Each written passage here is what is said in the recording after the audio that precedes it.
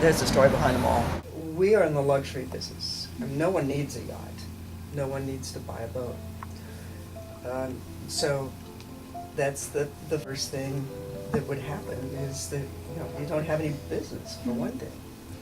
And then the other is that there are fewer people that want to service their boat. They would just put it away, or put it on a trailer, or put it in dry storage. Each recession's different. Each recession varies. This one has hit harder than truly any of the others because there are multiple layers to this one. There's a time that people were making a fair amount of money because if they had money, they were making 40% on their money. And at that time, our building, we were building collector boats because people let go of their money because they were making, when they got over the fear that they might lose money, the interest rates being so high, they decided to go ahead and spend it.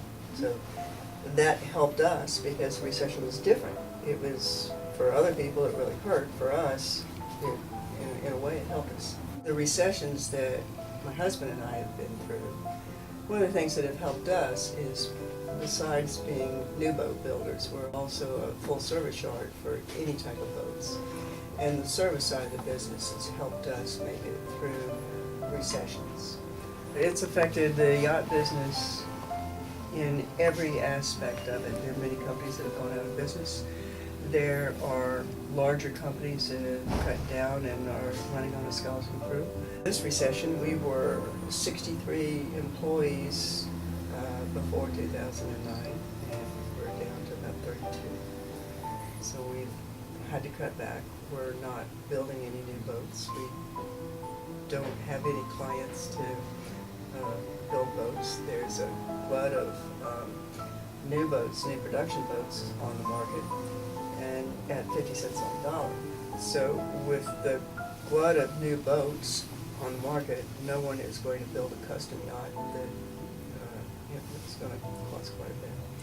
So we're surviving on service work. We deal with the seasoned owner that's already had the cookie cutter boat and wants something better. But at the moment, that owner is not comfortable with spending his money. And there are other people that have gotten into economically backwards in their home mortgages and in their finances.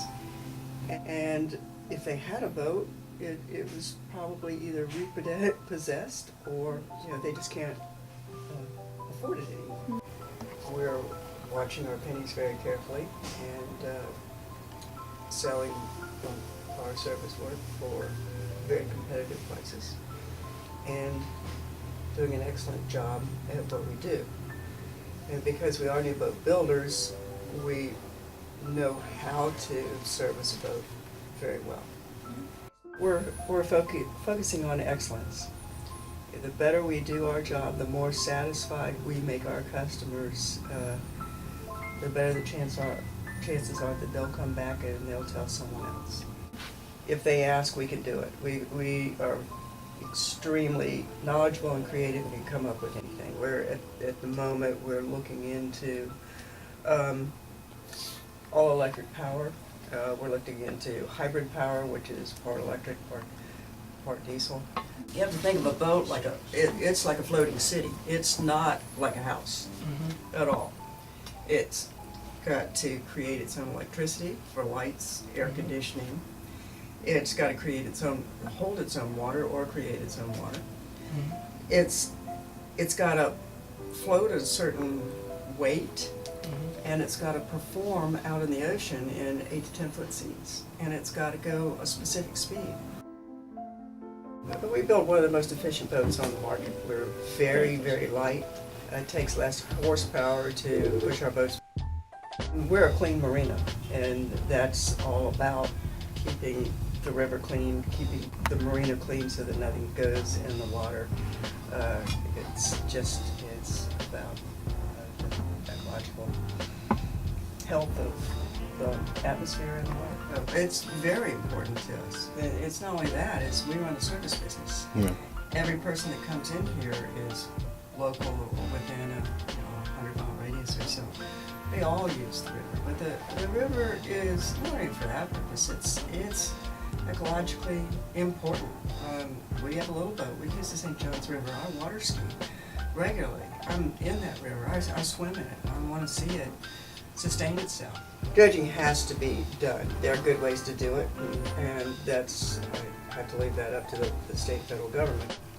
Dredging has been going on for years and years and years because the river fills up. And as it fills, even some of the tributaries, as it fills, then you don't have water flow, so you have stagnant water. So there are good things about dredging as well as other things. It's an important city. I mean, look, it runs right through the middle of the city. It should be used more. You go to South Florida, and the areas, the waterways are just crammed with boats. Boat. You go out here and you can play in your boat all day long and maybe see a half a dozen other boats. I really think that the definition of sustainability is leaving the world in a better place than you found it for future generations. There's an old adage that we don't own the land, we borrow it from the future. We borrow it from our children. And I think we have to sort of think about that. The MSRI works extremely well with Riverkeeper as well as the Florida Fish and Wildlife Conservation Commission. In fact, I use the term synergy. The sum of the parts is greater than the whole, because we have all these interactions and people work with each other all the time. And it's turned out to be incredibly convenient to have everybody in the same building where we can talk to each other all the time. I think what's happened over the last few years is we've gone from more visible pollution to the more invisible pollution. So some of the problems we have now, excess nutrients, oils and greases, those kind of things, are not as visible as they used to be. So we're working very hard on understanding the river. For instance, the runoff for this facility goes into a treatment system that has native plants absorb all the nutrients before it goes into the water. So we're working hard to try to keep our development sustainable. And the idea behind it is that we become a living laboratory and a demonstration project for how you can do this in your own home.